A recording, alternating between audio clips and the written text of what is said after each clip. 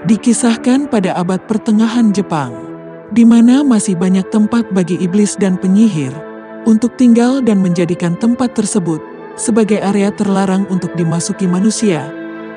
Di masa saat Shogun masih menjadi pemimpin tertinggi di Jepang, dan para samurai bertugas untuk menjaga kedamaian bagi tanah mereka masing-masing.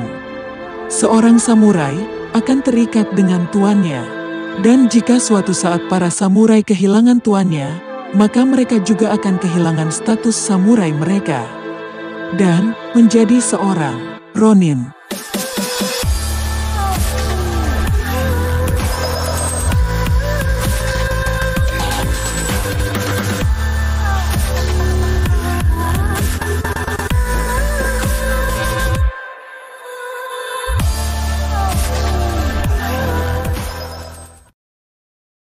Hello panelis Universe. Sebelum masuk ke alur ceritanya, saya ingatkan, video ini berisi konten full spoiler. Berlatar tempat di suatu provinsi Jepang yang bernama Ako. Cerita diawali dengan seorang anak laki-laki bernama Kai yang sedang melarikan diri dari dalam hutan misterius. Yang entah bagaimana si Kai ini bisa berada di hutan tersebut. Karena hutan itu sendiri mitosnya dikuasai oleh sesosok makhluk spiritual yang memiliki kekuatan magis dan juga seni membunuh yang baik. Kai yang berhasil sampai di luar hutan, kemudian jatuh pingsan di sebuah sungai kecil karena kelelahan. Lalu secara kebetulan, Kai ditemukan oleh seorang samurai muda yang bernama Oishi. Tapi setelah melihat tanda kutukan yang ada di kepala Kai, Oishi berniat membunuhnya. Tapi hal itu dicegah oleh Tuan Asano, yang juga seorang pemimpin kerajaan Aku.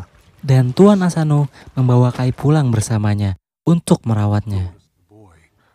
Di sanalah pertama kalinya Kai bertemu dengan putri Tuan Asano yang bernama Mika. Yang juga terlihat kalau Mika ini sangat menyukai kehadiran Kai. Dan sejak saat itu, Tuan Asano mengizinkan Kai untuk tinggal di lingkungan kerajaannya. Tapi kehadiran Kai sangat tidak disukai oleh para prajurit samurai lantaran Kai memiliki darah campuran dan tanda kutukan yang dianggap bisa membawa bencana bagi kerajaan mereka suatu saat. Bertahun-tahun kemudian kita melihat Kai yang sudah dewasa sedang diberikan tugas sebagai pencari jejak monster buas. Kai mencurigai dengan adanya tanda-tanda yang tidak biasa pada jejak yang dia temukan dan melaporkan lokasi hewan tersebut kepada pasukan samurai. Kai menyarankan kepada mereka agar tetap menunggu monster tersebut dan memasang perangkap, karena itu akan lebih aman. Tapi mereka tidak mendengarkan saran Kai dan tetap berniat menyergap monster tersebut. Lalu tiba-tiba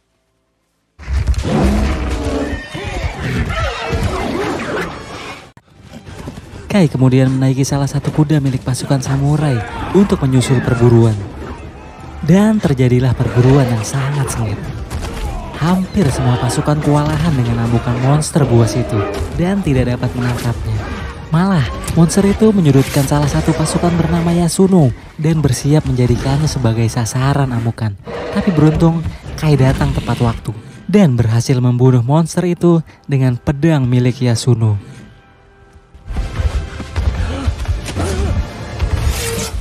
Tapi bukannya berterima kasih karena sudah diselamatkan, Yasuno malah menghina Kai.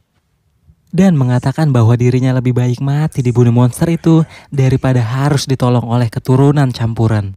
Dan sekedar informasi, si Kai ini sebenarnya bisa bertarung menggunakan samurai. Tapi karena dia dianggap bukan samurai sejati, maka dari itu dia tidak diizinkan untuk bergabung dalam pasukan samurai kerajaan dan hanya dijadikan kacung oleh pasukan samurai.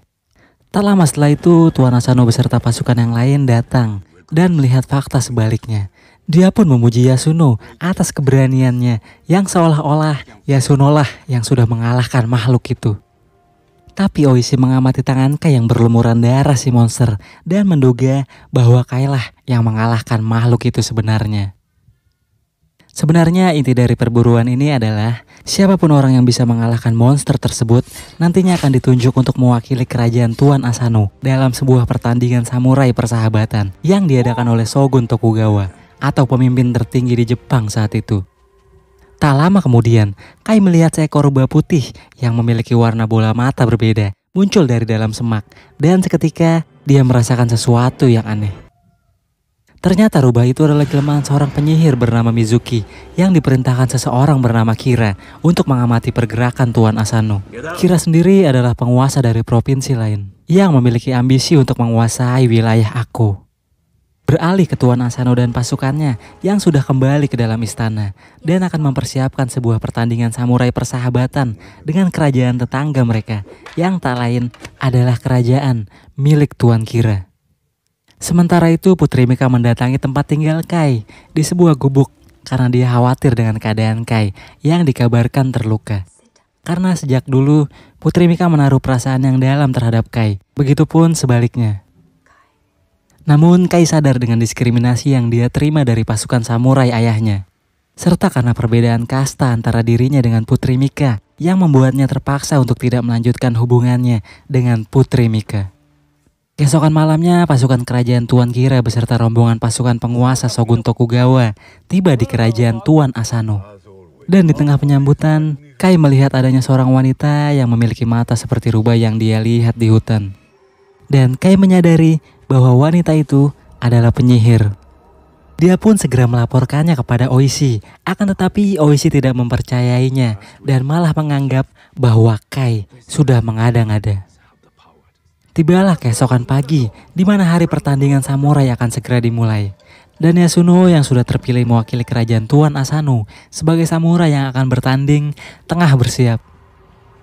Tapi tiba-tiba dia didatangi oleh Mizuki dalam wujud rubah putih yang pernah dilihat Kai. Pertandingan pun siap dimulai. Perwakilan samurai kerajaan Kira sudah memasuki arena, sedangkan Yasuno belum juga muncul. Akhirnya seorang anak muda yang bernama Chikara, yang juga merupakan anak dari Oishi, menjemputnya. Dan Chikara menemukan Yasuno dalam keadaan terkena pengaruh sihir yang membuatnya tidak dapat melakukan pertandingan. Kemudian Kai yang datang ke dalam segera memerintahkan Chikara untuk memanggil ayahnya. Tapi karena tidak ada waktu lagi karena pertandingan akan dimulai, dan jika tidak ada perwakilan samurai untuk melakukan pertarungan, maka kerajaan Tuan Asano akan dianggap pengecut dan akan menanggung malu di depan Shogun Tokugawa.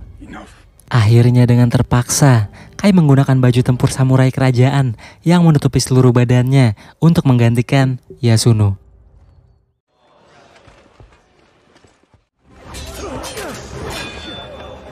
Tapi karena fisik perwakilan kerajaan samurai Kira ini sangat besar dan memiliki kekuatan yang overpower, sehingga Kai kewalahan dan harus dijatuhkan, yang membuat identitasnya terbongkar. Setelah itu Shogun Tokugawa turun ke arena dan menyatakan bahwa Kai bukanlah seorang samurai karena persyaratan pertandingan tersebut harus diikuti oleh seorang samurai. Dan Kai dijatuhi hukuman karena dianggap menodai pertandingan. Kejadian ini tentu mencoreng nama baik kerajaan Ako dan membuat malu Tuan Asano. Pikiran Tuan Asano yang sedang kacau pun kemudian dimanfaatkan oleh Mizuki dan Kira untuk menanamkan pengaruh sihir di alam bawah sadarnya, yang membuat Tuan Asano berhalusinasi bahwa putrinya seolah-olah sedang diperkosa oleh Kira. Yang kemudian dia mencoba menyelamatkan putrinya dengan melukai Kira menggunakan pedang. Pasukan samurai yang melihat kejadian ini kemudian memasuki ruangan dan mencegah Tuan Asano. Yang pada kenyataan orang sadar melihat bahwa Tuan Asano mencoba menghunuskan pedangnya kepada Kira yang sedang tertidur sendiri. Setelah Kira berpura-pura menjadi korban, rencananya pun berhasil dan Tuan Asano dijatuhi hukuman seppuku atau hukuman mati oleh Shogun Tokugawa. Sebelum hari seppuku, Tuan Asano meminta kepada Oishi untuk berjanji agar melindungi putrinya, Mika, dan juga meminta Oishi untuk menjadi algojonya agar dia merasa mati terhormat di tangan orang dalam kerajaannya. Oishi sebenarnya menyadari bahwa Tuan Asano telah dijebak dalam pengaruh sihir sebelum akhirnya dijatuhi hukuman mati. Tapi dia tidak bisa berbuat banyak atas keputusan yang sudah ditetapkan oleh Shogun Tokugawa. Dan tibalah hari seppuku Tuan Asano.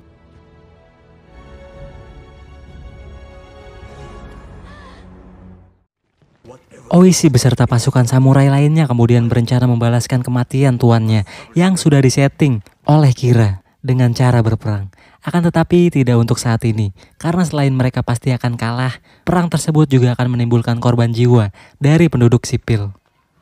Sebelum meninggalkan kerajaan Asano, Shogun Tokugawa berpesan kepada para pasukan samurai Ako yang kini sudah menjadi Ronin untuk tidak balas dendam atas kematian tuan mereka dan juga menetapkan keputusan kepada putri tuan Asano, yaitu Mika, agar dia bersedia menjadi istri dari Kira sebagai bentuk perdamaian dan persatuan dua provinsi berbeda yang mulai saat ini akan diserahkan kepada Lord Kira.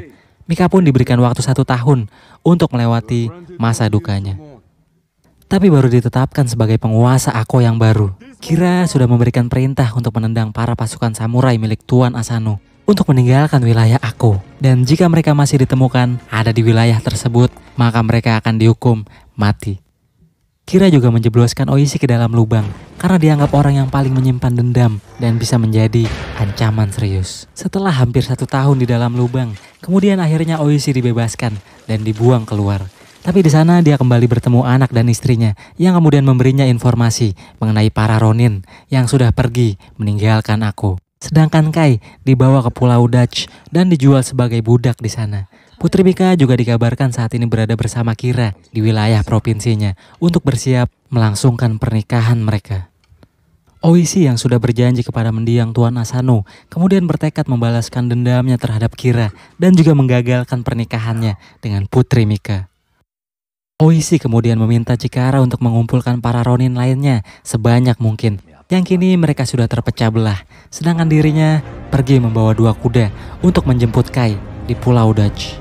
Sesampainya di Pulau Dutch, dia melihat Kai yang sedang bertarung dengan serius.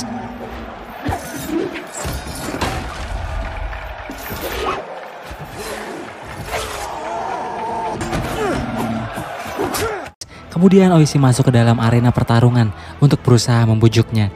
Tapi Kai yang terlihat sedang mengalami guncangan selama beberapa bulan terakhir membuat Kai tidak mengenalinya dan malah menyerang Oishi. Tapi setelah Oishi mengatakan bahwa Putri Mika membutuhkan pertolongannya, ingatan Kai pun kembali dan mereka berusaha melarikan diri dari tempat tersebut.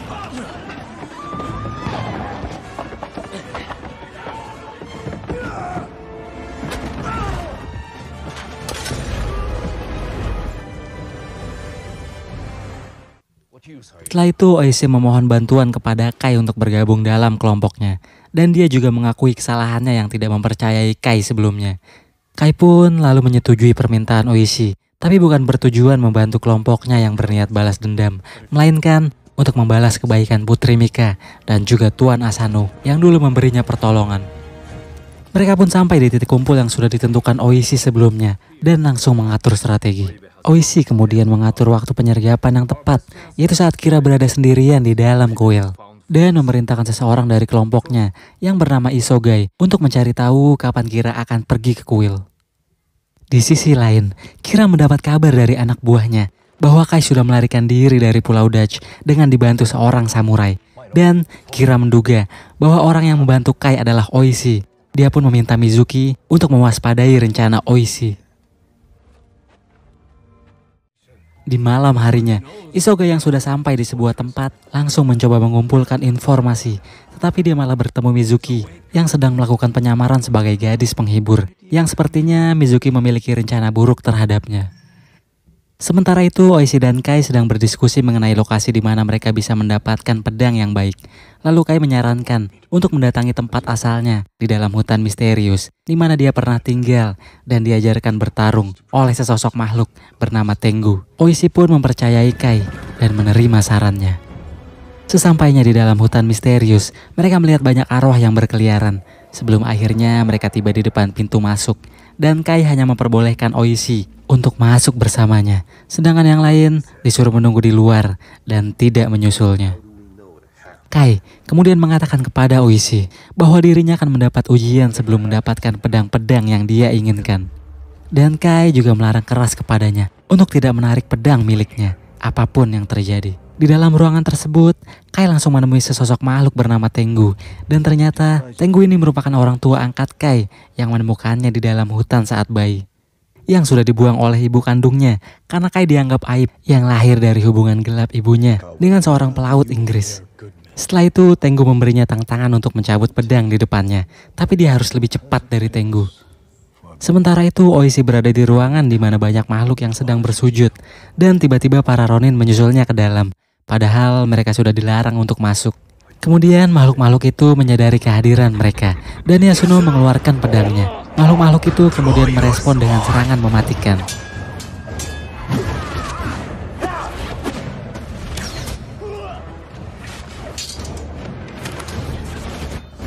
Oishi terus mendengar bisikan yang menyuruhnya menarik pedang untuk bertaruh. Akan tetapi dia mencoba menahan dan berusaha untuk mengingat pesan Kai. Di tempat Kai sendiri, dia berhasil mencabut pedangnya lebih dulu dari Tengu dan mengalahkannya. Pertarungan di tempat Oishi pun langsung menghilang, yang ternyata itu hanya ilusi dari ujian tersebut. Mereka pun lulus dan mendapatkan pedang-pedang yang diinginkan. Setelah itu, mereka kembali. Isoga yang juga sudah kembali dari misinya kemudian menginformasikan bahwa Tuan Kira akan menuju kuil pada malam ini. Dan tanpa membuang waktu, Oishi beserta pasukan lainnya segera bergerak untuk melakukan penyergapan. Setibanya di lokasi, mereka bersiap untuk menyerang Kira dari belakang. Tapi ternyata itu adalah Mizuki yang sudah mempengaruhi Isogai untuk menjebak para Ronin agar masuk ke dalam perangkap. Kemudian Mizuki mengeluarkan sihir apinya dan menyergap balik para Ronin.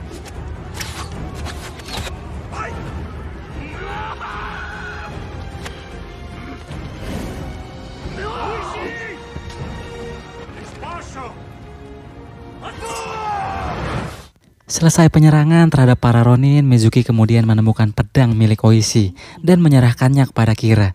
Mereka pun mengira bahwa Oishi sudah tewas. Tapi ternyata Oishi berhasil melarikan diri bersama yang lainnya. Melihat banyaknya korban jiwa yang berjatuhan dari kelompoknya, membuat Oishi kehilangan harapan untuk membalaskan dendam Tuan Asano. Dan dia juga kehabisan ide untuk membunuh Kira, karena Oishi tak mungkin menggunakan cara perang dengan jumlah pasukan yang sedikit. Tibalah keesokan pagi di mana Kai melihat dari kejauhan ada rombongan pentas seni yang dia kenali sebelumnya. Ternyata rombongan itu pernah datang di Aku untuk mengisi pertunjukan. Dan sekarang akan mengisi pertunjukan di hajatan pernikahan Kira dengan Putri Mika. Dan Oishi pun kembali memiliki sebuah rencana penyergapan.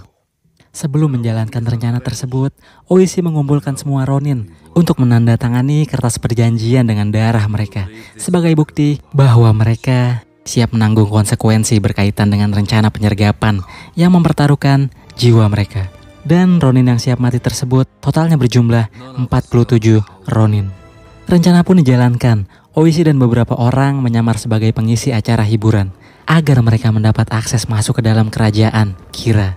Sedangkan yang lainnya mengendap-endap masuk dengan cara memanjat lalu menghabisi pasukan penjaga.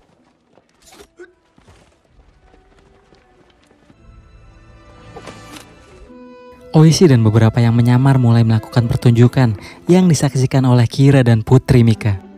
Di saat mendapat kesempatan untuk membunuh Kira, seorang penjaga menggagalkannya dengan panah setelah mencurigai gerak-geriknya. Penyamaran pun ketahuan yang membuat Kira berhasil lolos dengan dikawal oleh pasukan pengawal. Pertarungan hebat pun terjadi antara 47 Ronin dengan pasukan Kira yang jumlahnya jauh lebih banyak. Kai dan Oishi kemudian mengejar Kira masuk ke dalam sambil melawan pasukan samurai Kira. Mika juga berhasil kabur dari tangan Kira dan melarikan diri ke area belakang istana yang disusul oleh Kai. Tapi Mizuki datang dan bertarung dengan Kai. Setelah mengalahkan seluruh pasukan samurainya, akhirnya Oishi juga bisa berhadapan langsung dengan Kira yang tanpa penjagaan. Sementara di luar, Ronin lainnya juga banyak mengalahkan pasukan samurai Kira dan juga berhasil mengalahkan samurai berbadan besar yang paling overpower melalui sebuah ledakan. Setelah melalui pertarungan yang epik, akhirnya Mizuki dan Kira dapat dikalahkan oleh Kai dan Oishi.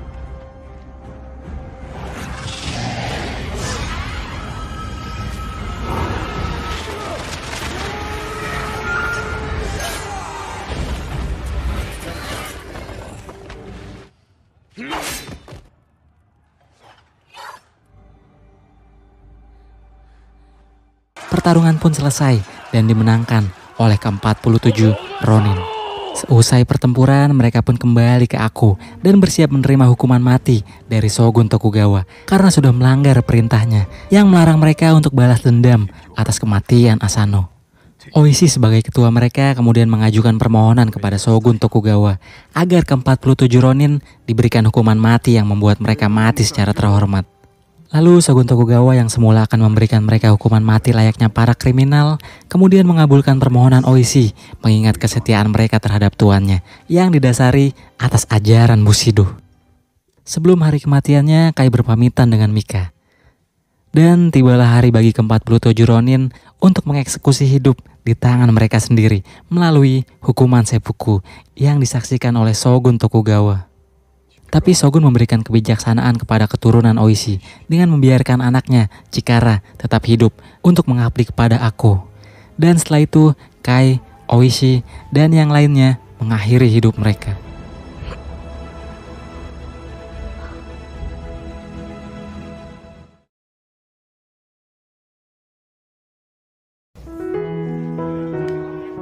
Kesetiaan itu mahal harganya karena memerlukan banyak sekali perjuangan, pengorbanan, serta kesabaran yang tak terbatas. Dan hidup ini bukanlah tentang siapa saja yang berbuat baik di depanmu, melainkan tentang siapa saja yang tetap setia di belakangmu.